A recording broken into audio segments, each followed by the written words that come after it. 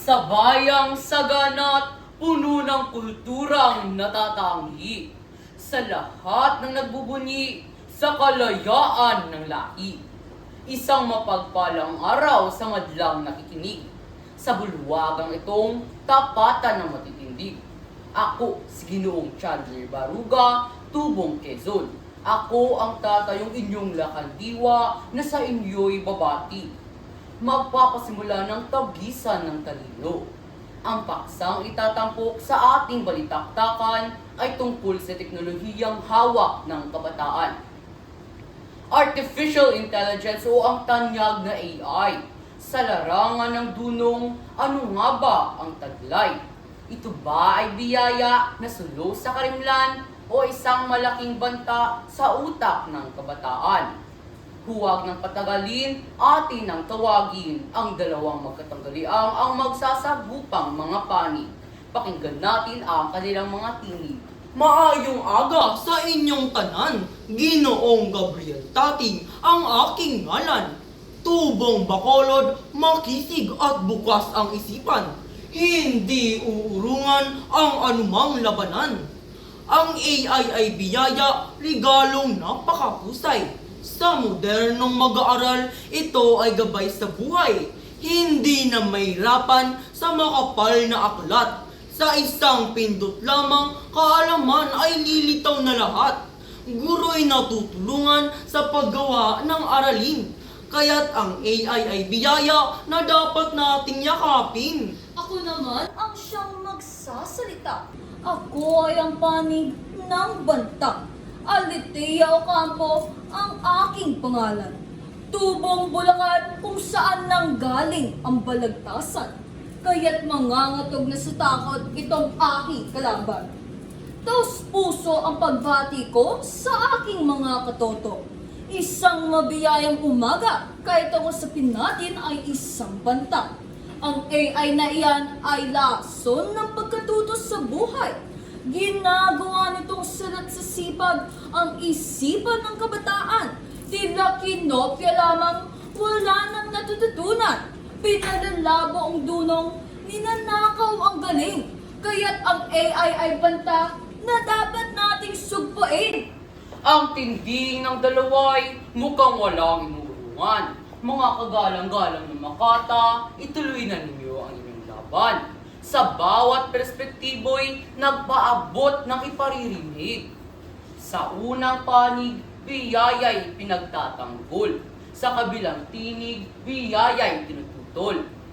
Narito na ating pakinggan ang kanilang palitan ng katwiran. Haka-haka mo sa AI ay mali. Hindi ito katamarang hatid, kundi pagpapalawak ng dunong na walang patid. Ang AI ay tila gabay na laging nakaabang. Sasagutin ang tanong kung ikaw ay nahihirapan. Kung may paksang masalimuot at hindi maunawaan, ipaliliwanag ng AI sa simpleng paraan. Hindi ito kamangmangan, ito'y pinabilis na tulong upang edukasyon ay higit na magbungat sumulong. Mabilis na sumulong o mabilis na nabulag. Nakatutok sa makina, utak ay nanininglang. Kapag AI ang gumawa ng sanaysay at ng tula, nasaan ang tunay? Nagaling ng isang bata. Malalim na pag-iisip ay unti-unting napapadpad sapagkat umaasa na lang sa utak na huwad. Paano matututo na mag-isip ng malalim kung ang makina na ang nag-aahon sa dilim? Hindi dilim kundi liwanag ang AI. Ang AI ay kasangkapan at hindi ang kapalit ng gurong nagtuturo na may puso at pag-ibig. Tulad ng calculator noong ito ay dumating. Hindi naman nawala ang math sa ating sining. Binabawasan ng AI ang gawaing mahirap upang ang guro ay may oras sa paggabay at sa hinaharap. Huwag matakot sa bago. Teknolohiya ay kasama sa pag-usbong ng bukas.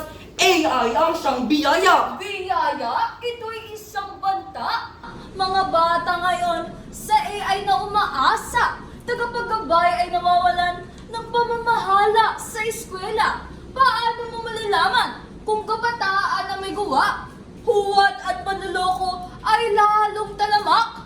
Ang kalidad at pagkatuto ay tuluyang bumabagsak. Ang calculator ay iba, dipindot lang halaga. Subalit ang AI, pati pag-iisip ay naagaw na. Inaagaw o pinagkakaloob? Hindi pa nga agaw ang AI, kundi ito ay biyaya. Ang mundo ay nagbabago, hindi pwedeng maiwanan tayo. Ang marunong sa AI ang siyang may magandang kapalaran. Ani ni Emilio Jacinto, ang lihim ng kabutihan ng edukasyon ay ang pagliliwanag sa kaisipan upang makilala ang katotohanan at katwiran. Paano tayo matututo kung ayaw sa pagbabago? Marapat na sa eskwela pa lamang buksan ang mga isipan. Ang AI ay biyaya sandata sa pag-unlad. Ang mahadlang dito ay tumatanggi sa pagkatuto. Hindi pagkatutong AI. Hindi ito isang sandata na kapag walang kuryente ay tahimik di walang salita. Paano ang kapuspalad na walang internet at sangkap? Ang tunay na kalaman ay galing sa pagsisikap, sa pagbasa ng aklat at sa pawis na may sining. Huwag nating iwan ang puso ng pagniningning sa kamay ng kabataan at makinang walang anito. Ang AI ay banta, kaaway at huwad na serbisyo. Ang AI ay biyaya. Ito isang banta! Biyaya! Banta! Biyaya! Banta! Sandali lang itigil na, masyado nang mainit. Napakahusay ng inyong salitang ipinabatid. Ang madlang nakikinig ay napaisip at natulala kung ang AI ba ay biyaya o banta. Sa panig ng biyaya, nakita natin ang liwanag na ang AI ay tulong upang tayo'y guminhawa. Mabilis na sagot gabay sa modernong panahon upang sa makabagong mundo tayo'y makasunod at makaahon. Ngunit sa panig ng banta, may katotohanang masakit. Ang labis na pag-asa ay sa utak ay may gupit. Kung ang mag-iisip na lang ay ang programang gawa ng may hatid. Ngayon, halina't makinig. Ano nga ba ang AI sa edukasyon? Ito ba ay biyaya o isang malaking banta? Pakinggan natin ang dalawang panig sa kanilang pangwakas na pananalita. Biyaya ang AI dahil proseso'y pinapadali. Sa agham at negosyo, malaking tulong sa bawat sandali. Hatid nito'y bagong dunong at pintuan ng pag-asa. Sa mabilis na mundo, ito'y biyayang nag-aangat sa bansa. Huwag mapaninlang sa kislap ng teknolohiya, sapagkat sa likod nito ay may panganib na dala. Ang AI ay hindi kailanman papantay sa isip at puso ng tao na siyang tunay na nagpapatakbo itong ating mundo. Ano nga ba ang hatol sa balagtasang narinig? Ang AI ay parang apoy sa paligid tumitindig. Kapag ito ay ginamit sa tamang pamamaraan, ito'y biyaya na magsisilbing ilawan. Ngunit kapag inabuso at naging tamad ang nilalang, ito'y magiging banta na dudurog sa karunungan. Yakapin ang AI bilang katuwang sa pag-unlad. Ngunit huwag hayaang ang sariling isip ay kumupas at lumipad. Ang talino, ang kaisipan, kailanman ay hindi mananakaw ni numan. Dito'y opisyal na nagwawakas ang ating makabuluhang pagtatalo. Lubos kong pinasasalamatan ang mga manonood at sa naririto. Muli, siya si Binibining Aleteo Ocampo sa panig ng banta. Siya naman si Ginoong Gabriel Tating sa panig ng biyaya.